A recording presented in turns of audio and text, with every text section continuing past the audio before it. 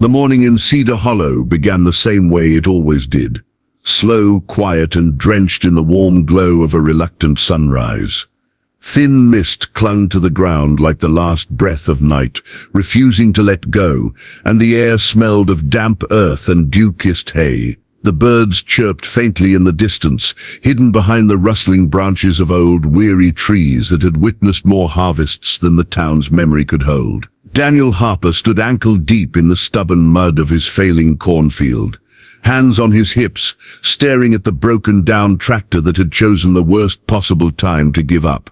Again, his boots were caked in dry dirt, his jeans patched in places that didn't match, and his flannel shirt, his only good one, was streaked with grease and worry. He wasn't just tired, he was worn. The bank's final notice crinkled in his front pocket, folded over so many times that the corners had turned soft. 2 weeks. That's all they'd given him to either make a miracle happen or lose the land his grandfather had died protecting. Daniel exhaled slowly. Another day, another battle. He turned toward the barn when the sound of a car engine sputtering, then failing completely, interrupted the usual rural silence. It wasn't a sound you often heard in Cedar Hollow, especially not followed by a loud, irritated voice and the unmistakable slam of a car door. He narrowed his eyes toward the dusty dirt road that ran parallel to his fields. There, just past the old fence post, stood a sleek, jet-black luxury sedan, clearly out of place against the cracked, sun-bleached road. The car's hood was popped open, and white smoke hissed gently upward, swirling into the morning air like a signal flare. Standing next to it, visibly agitated and completely unprepared for the rural environment, was a woman. Tall, elegant, dressed in a tailored navy blue blazer, and high heels that were sinking into the dirt with every frustrated step. She tapped furiously on her smartphone, holding it up like an offering to the sky in search of a signal that wouldn't come. Daniel squinted, rubbed the back of his neck and sighed. City folk. He'd seen them pass through now and then, usually speeding, always lost, but this one looked stranded. He walked toward her, his boots crunching over dry gravel. "Need help?" he asked cautiously, voice low and rough like sandpaper. She turned quickly, startled, but her expression shifted from guarded to relieved when she saw him. "Yes, please. My car just died, and of course there's no signal out here." Daniel nodded and moved toward the car without another word. Years of working with old engines and stubborn machines had trained him well. He peeked under the hood and frowned. "Looks like the radiator's overheated." "You been driving long?" "I left New York last night," she said, brushing a loose curl from her face. "Got lost somewhere outside of Dallas. And then I took this stupid road, thinking it was a shortcut." He chuckled softly.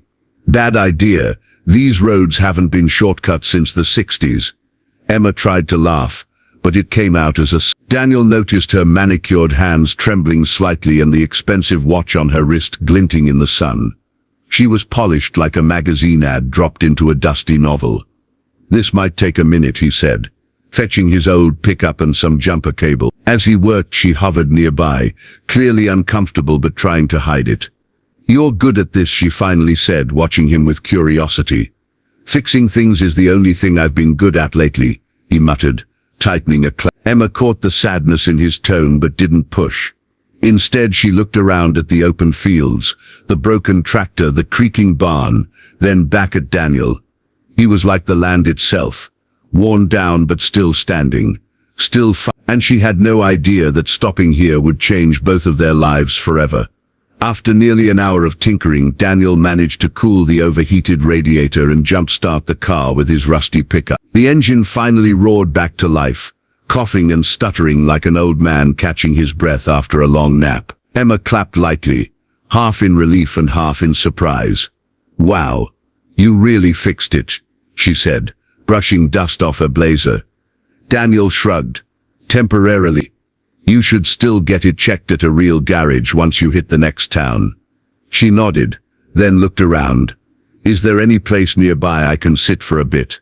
I think I need to collect myself before driving again." Her world was made of city lights and corner offices. His was built from cracked hands and unpredictable seasons. But something in her tone wasn't entitled, it was just tired. "Come on," he said finally, nodding toward the giant oak tree near his barn. "Best seat in town." They walked in silence.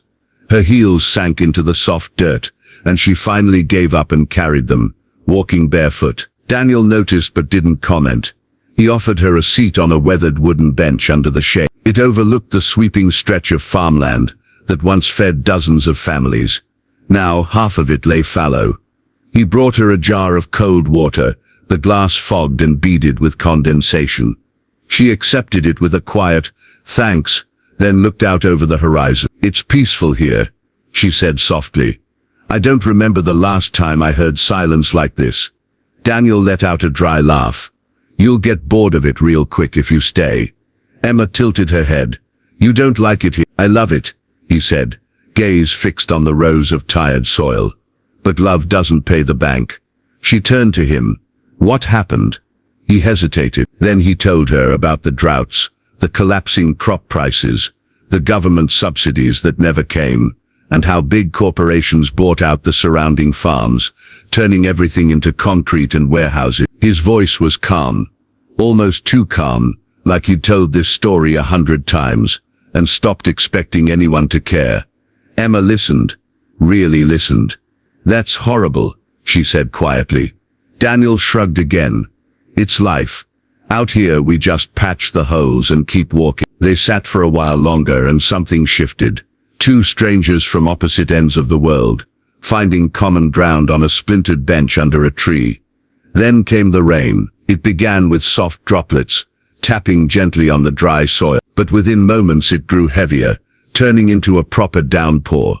Emma yelped and grabbed her heels, shielding her head with her bag. Daniel laughed and motioned for her to follow him toward his house just beyond the barn. Inside, the farmhouse smelled of rain, old wood and something baking cornbread, still warm on the counter. Emma stood awkwardly in the doorway, dripping and smiling sheepishly. Daniel tossed her a towel. "It's not much, but it's dry." The living room was simple, a fireplace framed with river stones, mismatched furniture and a wall lined with books. Emma took it all in like a tourist entering a forgotten museum. Then as she glanced toward the mantel, her eyes froze. Framed in dust and age, a photograph sat beneath a cracked piece of glass. It showed a younger man, Daniel's father, shaking hands with a tall, suited man whose presence dominated the frame. Emma stepped closer, heart pounding. "That man, that's my father." Daniel's head snapped up. "Em again?" Emma's voice trembled. "That's Jonathan Langford, my father. He's the CEO of Langford Industries." Daniel stood still, cold realization creeping across his face. "Langford," he repeated, as if tasting poison. The storm outside was nothing compared to the one that had just begun between them. The warmth inside the farmhouse vanished in an instant. Daniel's jaw tightened.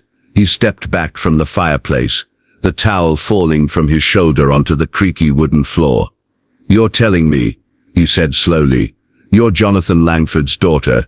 Emma swallowed hard. "Yes, I didn't want to lead with it. I thought it didn't matter." "Oh, it matters," Daniel snapped. His voice wasn't loud, but it cut sharp like a blade honed by years of silent resentment. Your father's company took everything from this town." Emma opened her mouth, but no words came. She watched the storm gathering in Daniel's eyes, a mix of pain, betrayal, and disbelief. "This photo," he said, gesturing to the mantel. "It was taken when Langford Industries first arrived. Promises of investments, sustainability, support for small farmers. All lies. Your father bought out half the county, shut down grain co-ops, and replaced fertile fields with storage yards and asphalt." Emma's breath caught. I didn't know. I was just a teenager then. I work in the environmental division now. I thought our projects were helping."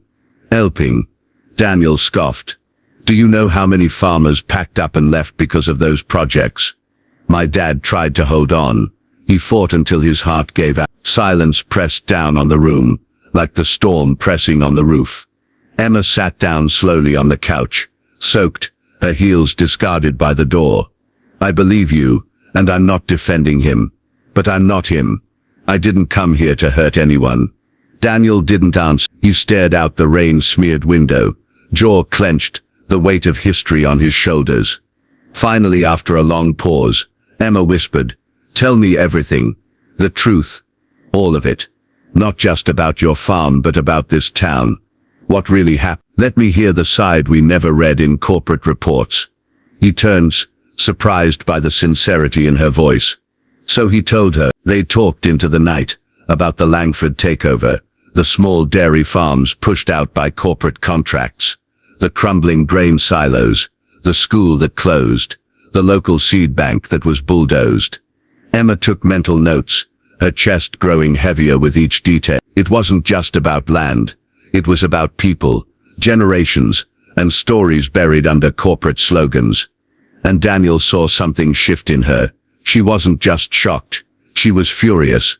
But not at him, at the machine she unknowingly served.